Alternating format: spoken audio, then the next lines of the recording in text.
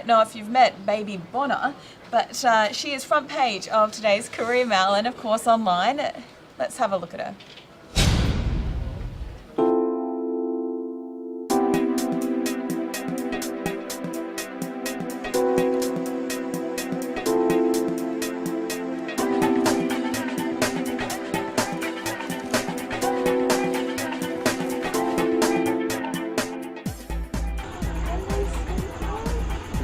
Oh, kalau yang agak kecil tak apa-apa, besar-besarkan.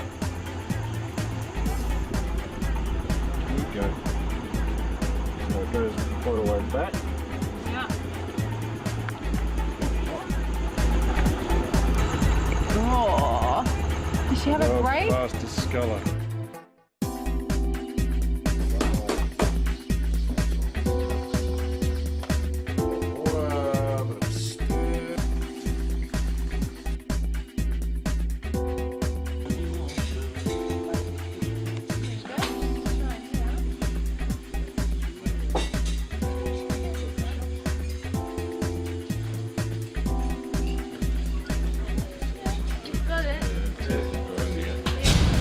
Jason Tin, you've come across this story of baby Bona. She's just absolutely gorgeous. Those pictures there were She's adorable, yes. beautiful, Yeah, right? well, everybody loves a baby elephant, but not everybody, of course, will drop their lives and head over to Sumatra. We had Amanda French, she's 26. Her two colleagues who are 38, 41, flew all the way over there, came across Bona's story through a former colleague, and they decided that there was really no way they could sit back. And basically, as we saw in the video, raised her by hand and returned her to health over a period of about a month. Incredible story. Absolutely, and very special people. I actually spoke to Amanda this morning on the phone. Let's hear what she had to say. So, Bona was in a camp with 19 adult elephants, and they're actually used by the government to do conservation patrols of some of the last remaining habitat for wild elephants and tigers. But the difference was she was a baby, and she was actually rescued by that patrol team, the Conservation Response Unit, in a palm oil plantation. So she came to live at the camp with the adult elephants, but the problem with Bona was she needed a completely different care regime to what they needed. So it was very, very, very difficult for them initially to work out how to look after a baby elephant compared to the 19 adult elephants that they had. And because she was lactose intolerant as well, it was all trial and error for her with different supplements over the time. So that contributed to her condition being the way it is too. We basically post daily updates on Bona's condition on the Facebook page. There's a Facebook page being set up which is facebook.com/SaveBona, and that's a really good way for people to keep up to date with what she needs and what we've been doing. But also you can make the donations on our website, which is savebona.com.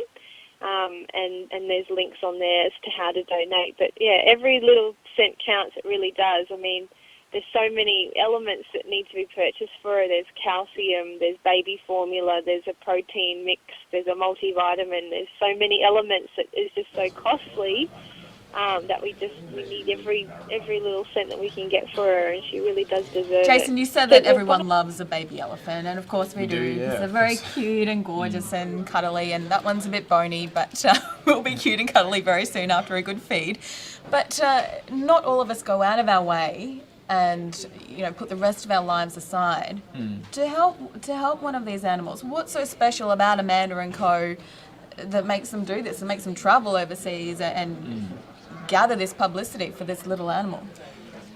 When I spoke to them, really what came across is they saw a great injustice in what was happening in Bona's situation, in that if Bona was in Australia, if she was in an Australian zoo, she would be well looked after. There would be a huge media frenzy.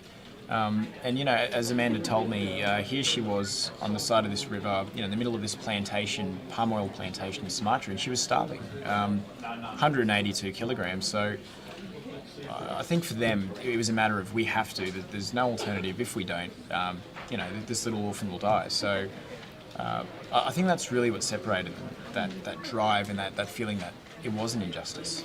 What's the reaction from the locals over there, do you know? I think they've been quite supportive. They probably would have thought it was a little bit strange that, some Australians had come over and basically cleaned the shelves of baby formula to, mix for this elephant. I think there was 4 massive feeds a day, and they'd wake up at 4 in the morning to find little baby Bona sort of, crying out for milk. So I think they probably thought it was a little bit odd, but very supportive. I can imagine, and I am just imagining, but I can imagine elephants over there are like kangaroos or koalas over here. So I can imagine that locals may be surprised by the attention that this one elephant is gathering. Well, that's right. In Sumatra, from what Amanda had told me, there's not the same sort of level of interest in saving, one particular elephant, just because they are a bit more, used to elephants. For us, of course, seeing a baby elephant is just, it's incredible, and you can't help but look at little Bona and just hear, baby elephant walk in your head, just about. So for them, it probably was a little bit strange, these 3 Sunshine Coast residents going off and dropping everything to save one baby, and of course, another big lot of fundraising.